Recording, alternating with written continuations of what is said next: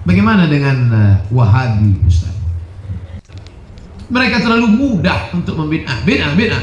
Dia lupa bahwa ketika engkau katakan saudaramu bid'ah sama dengan dhalalah, wa kullu dhalalatin finnar. Bid'ah. Itu artinya sama dengan neraka. Padahal Allah sudah siapkan surga yang begitu luas, seluas langit dan bumi. Mereka tidak. Mereka berpahaman isi surga itu cuma 3 aja. Dia, guru dia, bini dia. Lain daripada itu masuk neraka jahanam semua. Nauzubillah. Allahu Akbar. Inilah dia teman-teman kekonyolan dari Ustadz Abdul Somad menuduh orang-orang yang disebut Wahabi ini ketika menyampaikan hadis kullu bid'atin dhalalah, itu artinya kita memponis saudara kaum muslimin kita pasti di neraka jahanam. Kemudian apa kata Ustadz Abdul Somad tadi? Orang-orang Wahabi ini hanya menganggap orang-orang yang masuk surga adalah dia, bininya, dan gurunya. Ini adalah fitnah luar biasa. Dan ketahuilah Ustadz Abdul Somad, Anda akan dimintai pertanggungjawaban di sisi Allah Azza wa Jalla atas perkataan Anda ini. Wajib akan dimintai pertanggungjawaban karena ini adalah fitnah kepada orang-orang yang Anda sebut sebagai Wahabi. Sedangkan yang Anda maksud Wahabi ada di Indonesia, ada di mana-mana. Berarti ketika Anda menghukumi secara umum Wahabi, Anda katakan mereka mengklaim hanya dirinya, gurunya, dan bininya masuk surga, maka ketahuilah Anda telah menuduh seluruh manusia yang berpemahaman Salafi atau yang Anda tuduh sebagai Wahabi. Berhati-hati, semua akan dimintai pertanggungjawaban di hadapan Allah Azza wa Jalla. Tidak pandang bulu, mau ustadz, mau kiai, mau para ulama, sebesar apapun pangkatnya, semua akan dimintai pertanggungjawaban di hadapan Allah Azza wa Jalla atas setiap perkataan, apalagi berupa fitnahan. Assalamualaikum warahmatullahi wabarakatuh. Alhamdulillah kita bertemu lagi di channel Nasrus Sunnah. Antum yang cerdas ya, bisa berpikir dengan akal sehat, terutama yang sudah ngaji sunnah, tentu tertawa mendengarkan perkataan Abdul Somad ini. Makanya jangan heran kalau sebagian orang atau bahkan banyak orang menyebut dia sebagai pelawak. Karena hadis tentang kullu bid'atin dhalalah saja dipahaminya seperti ini. Ya. Ketika kamu mengatakan kullu bid'atin dhalalah, berarti kamu mengatakan saudaramu neraka. Ini luar biasa. Jadi seolah-olah orang yang mengatakan kullu bid'atin dhalalah sedang memponis saudaranya pasti masuk neraka. Ini pemahaman dari mana? Ya, Salafi tidak pernah memahami seperti itu. Ketika ya ustadz-ustadz Salafi atau para ulama salaf mengatakan perkara ini adalah bid'ah, maka yang dijelaskan adalah hukumnya, ya. Kenapa dikatakan bid'ah? Karena memang tidak ada contoh dari Nabi. Akan tetapi memvonis orang tersebut sebagai ahli neraka sama sekali tidak. Itu adalah dalil ancaman. Sekarang saya tanya kepada Pak Ustadz Abdul Somad yang paling mulia. Ya, saya tanya, berzina ancamannya surga atau neraka? Berbuat kesyirikan ancamannya neraka atau surga?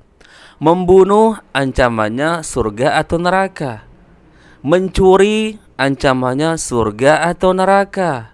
Ya, minum khamar ancamannya surga atau neraka? Saya yakin orang yang berakal sehat, ya, yang otaknya belum terlalu banyak konslet ya urat-uratnya, pasti mengatakan semua perbuatan yang barusan itu diancam neraka jahanam. Akan tetapi, nah ini harus digarisbawahi. Akan tetapi itu adalah ancaman, bukan vonis. Kenapa begitu? Selama orang itu masih hidup, maka bisa jadi Allah Azza wa Jalla memberikan hidayah, kemudian orang tersebut bertaubat, meninggalkan segala dosa-dosanya, kemudian dia mati dalam keadaan telah bertobat. Jadi bohong ini Ustadz Abdul Somad menuduh orang-orang yang disebut Wahabi ini, ya, ketika mengatakan kullu bid'atin dhalalah, berarti itu artinya kita memponis saudara kaum muslimin kita di neraka. Hadis seperti ini saja Ustadz Abdul Somad gagal faham, ya. Bagaimana tentang perkara yang lebih jauh lagi? Coba saya mau tanya, siapa yang punya pemahaman ustadz-ustadz salaf, para ulama salaf ketika menyampaikan kullu bid'atin dhalalah, itu artinya kita memponis orang-orang pasti masuk neraka? Bukankah yang menyampaikan hadis tersebut adalah Rasulullah SAW? Apakah itu artinya Rasulullah memvonis orang-orang itu pasti masuk neraka jahanam? Tidak. Selama orang itu masih hidup, meskipun dia banyak melakukan kemaksiatan, dosa sebesar apapun, bahkan dosa syirik akbar yang tidak ada ampunannya, akan tetapi dia bertaubat ketika masih hidup, maka Allah Azza wa Jalla ampuni. Jangankan orang berbuat kesyirikan, orang kafir, sekaligus orang kafir masuk Islam, kemudian mati dalam keadaan beragama Islam, kemudian dia telah bertaubat dari dosa-dosa kesyirikan selama ini, diampuni oleh Allah Azza wa Jalla dan dia bisa masuk surga.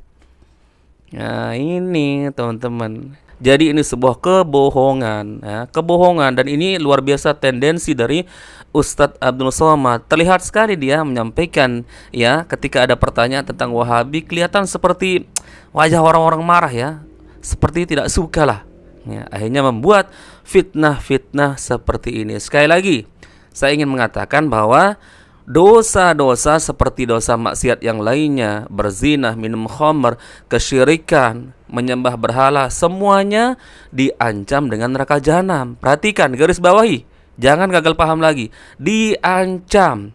Akan tetapi, jika semasa hidupnya orang tersebut bertaubat, kemudian mati dalam keadaan sudah bertaubat, mengakui kesalahannya, maka Allah bisa saja mengampuni dosanya, memasukkannya ke dalam surga Allah Azza wa Jalla. Jangankan orang yang beragama Islam berbuat kemaksiatan seperti khamr, judi, ya, dan yang lainnya, membunuh. Orang kafir yang asalnya dilahirkan beragama kafir, kemudian di ujung hidupnya dia masuk Islam, dia bisa diampuni dosanya oleh Allah Azza wa Jalla. Maka ini adalah sebuah kebohongan dari Ustadz Abdul Somad. Dan saya terus terang saja, ya, saya yakin Ustadz Abdul Somad sebenarnya dari dalam hatinya yang paling dalam, beliau ini tidak berpemahaman seperti ini. Nah, akan tetapi karena mungkin selama ini banyak dakwah-dakwahnya yang dibongkar oleh Ustadz Salafi, kekeliruan-kekeliruannya akhirnya mengakibatkan beliau seolah-olah ada apa ya, perasaan kalau dibilang mungkin dendam, ya. Wallah alam, mungkin seperti itu. Akhirnya ketika ada pertanyaan yang berkaitan dengan Wahabi, langsung dilontarkan dengan membabi buta jawabannya tanpa berpikir. Ya makanya jangan heran kalau orang-orang mentertawakan Ustadz Abdul Somad seperti ini. Masa tentang hadis kullu bid'atin dhalalah saja tidak faham, ya. Misalkan ada orang bertanya sekarang, apa hukumnya melakukan perayaan Maulid? Misalkan, lalu Ustadz Salafi mengatakan hukumnya bid'ah karena tidak pernah dilakukan oleh Rasulullah, para sahabatnya, imam mazhab tidak pernah dilakukan. Lalu apakah ketika Ustadz Salafi menjawab hukumnya bid'ah, lalu lantas maksudnya adalah memponis orang tersebut neraka jahanam? No, tidak, teman-teman. Disinilah kebodohan sebagian orang yang menuduh Salafi ini suka membidah-bidahkan, suka mengkafir-kafirkan. Disinilah letak kebodohannya. Maka kita jelaskan, ya, bedakan antara menjelaskan hukum sebuah perbuatan dengan vonis, ya. Tidak ada vonis bagi orang yang masih hidup, meskipun dosanya sebesar apapun, ya. Jangankan hanya melakukan bid'ah, melakukan kesyirikan, syirik akbar saja, selama orang itu masih hidup, tidak boleh divonis dia pasti masuk neraka jahanam. Kecuali, nah ini, kecuali, catat, kecuali dia meninggal dunia dalam keadaan berbuat syirik akbar, berbuat kesyirikan, dan dia belum bertaubat, maka pasti. Karena Allah Azza wa Jalla berfirman, innallaha la yaghfiru ay yushraka bihi wa yaghfiru ma duna dzalika liman yasha. Sesungguhnya Allah Azza wa Jalla tidak mengampuni dosa syirik dan mengampuni dosa selain syirik bagi yang dikehendaki. Kemudian dalam ayat yang lain Allah Azza wa Jalla berfirman, walau asyraku lahabita anhum ma kanu ya'malun. Perhatikan, sekiranya mereka mempersekutukan Allah Azza wa Jalla dalam setiap amalannya, maka lenyap semua amalannya. Kemudian disebutkan oleh Rasulullah dalam hadisnya yang sahih, man mata yusyriku bihi syai'an dakhalan nar. Barang siapa mati dalam keadaan berbuat kesyirikan, maka di neraka jahanam tempatnya. Perhatikan, Rasulullah mengatakan barang siapa mati dalam keadaan berbuat kesyirikan, artinya kalau dia mati membawa kesyirikan, maka disitulah vonis neraka jahanam. Tapi selama orang itu masih hidup, meskipun dia berbuat kesyirikan, apalagi hanya kebid'ahan, maka tidak boleh diponis bahwa dia adalah ahli neraka karena dia masih hidup. Orang yang masih hidup masih berpotensi mendapatkan hidayah. Kemudian dia bertobat kepada Allah Azza wa Jalla. Bukankah kita lihat kenyataannya orang-orang yang dulunya bergelima dengan amalan bid'ah, akhirnya Allah Azza wa Jalla berikan hidayah dan hijrah mengenal sunnah. Pun orang-orang yang dari kecilnya, dari lahir beragama kafir, non-muslim, bisa saja Allah Azza wa Jalla memberikan hidayah, kemudian masuk ke dalam agama Islam, mati dalam keadaan beragama Islam. Mati dalam keadaan hilang semua perbuatan-perbuatan kesyirikannya, menyembah berhala segala macam. Maka teman-teman, sekali lagi saya katakan, wajarlah terkadang Al-Ustadz Abdul Somad dikatakan sebagai pelawak, ya, karena seperti ini cara pemahamannya. Dan saya terus terang saja, dalam hati saya yang paling dalam, saya berkeyakin bahwa sebenarnya Ustadz Abdul Somad ini pemahamannya tidak seperti ini. Akan tetapi karena mungkin ada tendensi khusus dalam hati Ustadz Abdul Somad terhadap orang-orang yang disebut Wahabi ini, sehingga lisannya seperti ini. Ya, ketika muncul pertanyaan-pertanyaan yang berkaitan dengan Wahabi, ini luar biasa teman-teman. Ya, ini luar biasa fitnahan seperti ini teman-teman. Kalau kita tidak cermat memperhatikan kata-kata seperti ini, maka kita akan termakan teman-teman. Ya.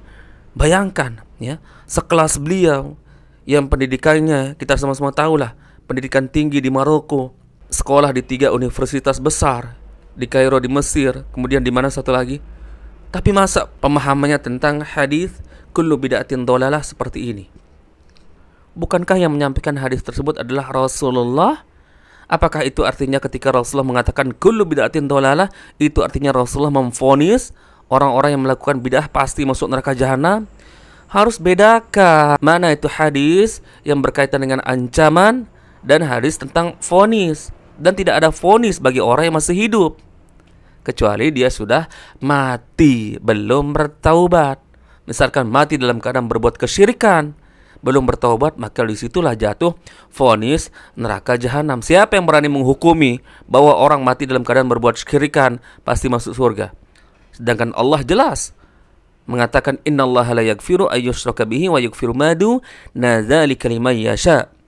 Sesungguhnya Allah Azza wa Jalla tidak mengampuni dosa syirik dan mengampuni dosa selain syirik yang dikehendakinya. Kemudian Rasulullah mengatakan man mata yusyriku bihi syai'an dakhalan nar. Siapa mati dalam keadaan berbuat kesyirikan, maka di neraka jahanam. Nah, contoh sekarang lagi ya. Ini hadis yang lebih mudah lagi dalam perkara isbal, ya. Jangankan perkara bid'ah, perkara-perkara lain banyak Rasulullah mengancam dengan neraka jahanam. Contoh, Rasulullah mengatakan berkaitan dengan isbal, ma asfala minal ka'baini minal idzari fa finnar. Setiap kain, ya, entah itu celana, ya, entah itu sarung, entah itu jubah, Rasulullah mengatakan ma asfala minal ka'baini minal idzari fa finnar. Setiap kain yang berada di bawah mata kaki, maka tempatnya neraka jahanam. Apakah ini vonis bagi orang-orang yang melakukan isbal? Misalkan sarungnya melebihi mata kaki, misalkan celananya melebihi mata kaki, apakah itu artinya Rasulullah memvonis pasti orang-orang tersebut masuk neraka? Tidak, teman-teman. Ini hadis ancaman, ya, hadis ancaman. Harus dibedakan ketika menjelaskan hukum sebuah perkara dengan vonis. Nah, disinilah letak banyaknya gagal faham sebagian saudara kaum muslimin kita, akhirnya menuduh, ya, salafi atau yang disebut Wahabi ini suka mengkafir-kafirkan. Apalagi ditambah dengan ceramah ustadz-ustadz seperti ini, seperti Ustadz Abdul Somad yang gagal faham juga, atau mungkin bukan gagal faham, akan tetapi sengaja dibuat-buat pemahaman seperti ini. Ya, tambah lagi umat membenci. Makanya perlu kita jelaskan di sini bahwa perkataan Ustadz Abdul Somad ini terlalu mudah untuk dibantah, terlalu mudah, dan ini sangat terlalu kekanak-kanakan cara pemahaman dalil seperti Ustadz Abdul Somad ini gagal paham total, ya, kurang ngopi nih teman-teman, ya, kurang kopi nih, kopinya mungkin terlalu encer, makanya tidak bisa mencerna, memaknai dalil sebagaimana makna yang aslinya, akhirnya gagal faham. kemudian ditambah lagi ustadz sekelas beliau ini memahami dalil tentang kullu bid'atin dhalalah pun gagal faham, ya secara otomatis kalau ustadznya saja memahami dalil seperti ini, bagaimana dengan para jamaahnya? Ini yang kita khawatirkan. Di sini saya hanya menyampaikan, dan ustadz-ustadz salafi, ulama-ulama salafi hanya bertugas menyampaikan, ya. Selebihnya tinggal Anda.